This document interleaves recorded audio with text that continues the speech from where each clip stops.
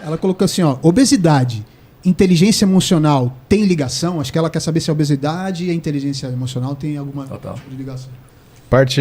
Vamos falar da parte orgânica? Com certeza tem, né? Entenda que a gente é dividido em impulsos de vida e impulsos de morte. Tudo aquilo que é e que te faz preservar como indivíduo ou como espécie, né, a gente tem um reforço positivo de satisfação, de recompensa, que a gente chama na análise, na psiquiatria, de impulso de vida. Tudo que faz você se cuidar ou se prevenir, ou que coloca você numa situação onde você ofende essas coisas, é impulso de morte. Então, por exemplo, não comer é um impulso de morte, vai te dar uma sensação de mal-estar.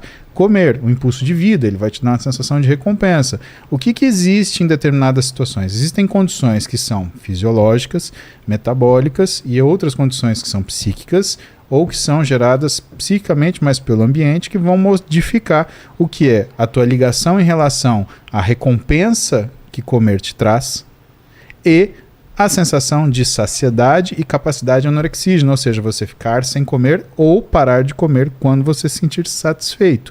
Então, existe uma questão emocional, porque existe o comer emocional, isso é uma coisa que os nutricionistas eles tratam, assim como existe o comer transtornado e os transtornos alimentares. Então, é uma série de coisas. Quando a gente fala, por exemplo, especificamente, né, do excesso de peso, seja ele ligado a uma síndrome metabólica, onde a obesidade esteja presente ou não, o que você tem, ou que você pode ter, é um comer emocional. Sendo que o comer emocional é aquilo que você tem quando você, tô triste como, tô chateado como, tô feliz como, quero mais satisfação como, estou com pessoas como, estou sozinho como também.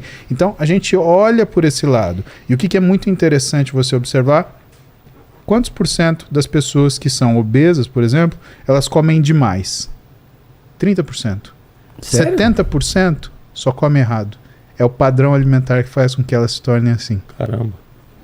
Então a gente vê isso, né? A minha esposa é muito rigorosa com saúde, malhação, corpo. E ela disse, a gente passa no shopping, ela está vendo aí, ó, dentro da Delicatessen, dentro da Bombonière, dentro da doceria. Olha aí, tudo gordo. Tudo gordinho, tudo acima do peso. O hábito, né? E você vai ver que tem essa correlação. Ninguém é gordinho por acaso. Ou se alimenta mal ou se alimenta muito. Mas deixa eu trazer para você pensar e me orientar nisso. Eu trabalho 25 anos com pessoas, com o comportamento e o resultado da pessoa, né? O meu trabalho é entender que sucesso e fracasso não acontece por acaso. Existe um comportamento, uma mentalidade, um padrão de crenças que leva ao resultado.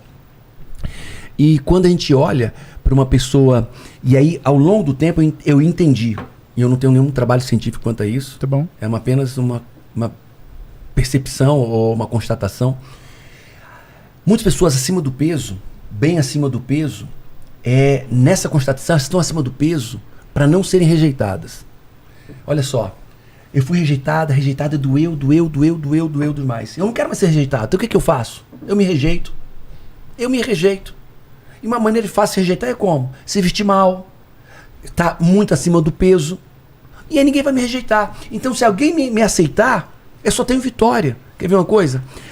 Tem dois rapazes, um muito acima do peso e um com um corpo bem saudável, bem magro, musculoso. Os dois são legais, os dois são gente boa, mas um muito acima do peso, obeso, e o outro num corpo com uma forma bem bonita. E tem uma menina, ela vai preferir qual? Não sei. Os dois são muito legais. Tudo bem. Vai preferir o magro. Você vai num ambiente de trabalho, de disputar um emprego. Uma pessoa muito obesa e uma pessoa com um shape bem em forma. Os dois são tão competentes quanto. Qual que vai ter preferência? O que inspira mais saúde. Então, na minha constatação, eu posso estar 100% errado. Tá bom. Ao longo dos anos, eu vi que a obesidade é uma forma de você não ser mais rejeitado. Porque eu já me rejeitei. Então, se aquela menina me quiser, é só vitória. Porque eu já tinha me rejeitado. Então, eu não tenho decepção, não tenho frustração. Então, isso é uma avaliação, uma perspectiva minha, que pode estar errado, mas ela é muito observável ao longo do tempo. Uma pessoa, para não ser rejeitada, ela se rejeita. Uma maneira fácil de rejeitar é o quê? Comer muito, ficar muito acima do peso, fora daquela forma saudável, Porque isso é antropológico, é biológico. O macho procura quem? A fêmea reprodutora, que aparenta uma boa saúde reprodutora. A fêmea procura um macho com aparência bem reprodutora. Isso é antropológico, fisiológico, né? E eu tenho percebido isso. Muitas pessoas comem disfuncionalmente, inconscientemente, para ficarem fora do shape. Porque assim, ela já se rejeitou, ninguém se rejeita. E eu posso estar errado. Eu tenho que separar alguns conceitos aqui para falar para você, porque, por exemplo, quem trata muito disso é um autor que esqueci o nome, mas ele escreve um livro chamado O Homem e o Animal Moral. E aí o que ele fala? Ele fala que determinados padrões de beleza, eles são aceitos como se fossem situações de saúde. Não vamos falar de obesidade, vamos falar de acne. Então por que, por exemplo, um homem ou uma mulher procuraria um homem ou uma mulher que não tem acne em vez daquele que tem? Porque a acne é um sinal de fragilidade e infecção. E, portanto, a prole ideal seria aquela que está com aquele organismo mais robusto, ou seja, que não é suscetível à infecção. Quando a gente começa a falar de obesidade, tem algumas coisas que a gente começa a mexer. Por quê? Porque, tal qual a acne, né, ela é uma coisa aparente. O que é muito importante a gente pontuar? Quando você vê as pessoas que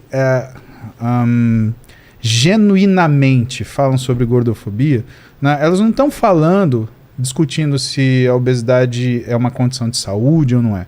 O que elas estão discutindo é, em situações onde você tem paridade entre pessoas e a única coisa diferente é a obesidade, se você escolhe a outra pessoa, né, por exemplo, para um trabalho, e aí não como se fosse um parceiro sexual, mas para um trabalho, ou seja, se você acredita que a capacidade de trabalho ela é diminuída na pessoa que é obesa porque ela é obesa, isso é gordofobia. Né? Então, a gente tem que fazer essas separações. Aonde você está absolutamente correto.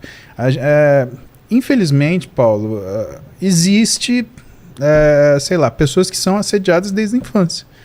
Então, algumas pacientes fora do peso que acabaram indo se consultar na clínica, quando elas estavam num ambiente seguro e adequado, elas falaram por que elas se tornaram voluntariamente obesas.